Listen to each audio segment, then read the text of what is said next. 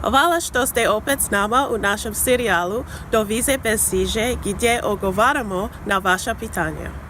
Već smo prije govorili o čvrstim vezama sa vašom zemljom prebivališta, pa se možda pitate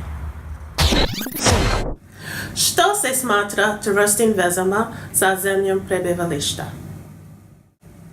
Konsul se želi uvjeriti da imate čvrste veze radi kojih ćete se vratiti u zemlju prebivališta nakon svojeg putovanja. One su različite od osobe do osobe naravno, ali obično su to dokaz o zaposlenju ili školovanju, prebivalištu, obiteljske i socijalne veze. Preporučujemo da ponesete dokumente kojima to možete potkrijepiti na intervju s konsulom. Pogledajte popis obveznih dokumenata na našoj internetskoj stranici i pogledajte naredno izdanje Do vize bez siže. Doviđenja!